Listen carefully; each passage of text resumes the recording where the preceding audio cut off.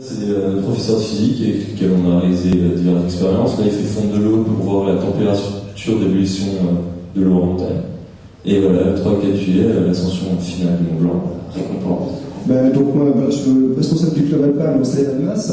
Ce projet nous intéressait parce qu'en réalité, si on remonte un peu à l'histoire, rappelle-toi, on avait déjà proposé ça à notre lycée qui avait refusé. Toi là-dessus, tu as rebondi, puis évidemment tu es venu nous rencontrer. Et c'est vrai que ça nous faisait plaisir de monter ce projet. Pourquoi? Parce que déjà, rien qu'au niveau du club alpin, ça nous permettait aussi de faire jouer un petit peu toutes nos commissions. C'est-à-dire, parce qu'on ne voit pas tout, mais il y avait des sorties randonnées raquettes, du ski de rando, il y a pas mal de multi-activités. Et le fait aussi qu'on dit toujours qu'un petit peu le club alpin, c'est toujours aussi des gens qui sont un petit peu parfois un peu vieillissants, peut-être chose. Et c'était la première fois qu'on avait un rapport avec des jeunes comme ça. Et c'est vrai que ça nous a apporté énormément ce contact. Moi le premier, hein, on a toujours un regard parfois sur les jeunes, on a oublié que nous aussi on était jeunes il y a quelques années. Et c'est vrai que ce contact avec les jeunes nous a apporté énormément. Ça c'était le premier point. Et le second point, c'était aussi de partager avec vous tous des bons moments, parce que franchement, on a quand même bien rigolé. C'était pas facile parce que, comme tu disais au départ, hein, c'était comme un groupe de 40-45.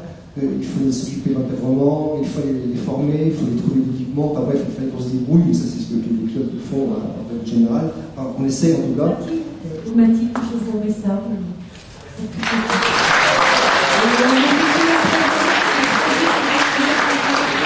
Donc voilà, on se rend compte qu'il y a vraiment beaucoup de guides qui reviennent après, qui sont passés par ces équipes de FFME, ou que là, enfin, pour moi c'est un peu la même chose.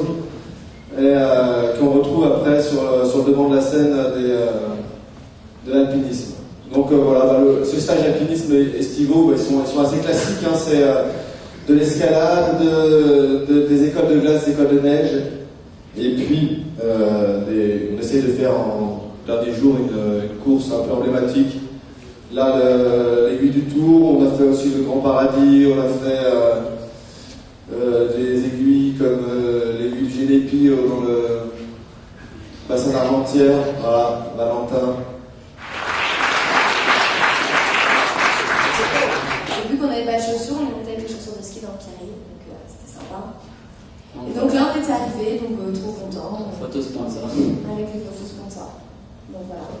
Bon, cette année, on a innové dans la mesure où on a regroupé plusieurs clubs pour arriver à avoir des jeunes qui vont faire des projets comme ça.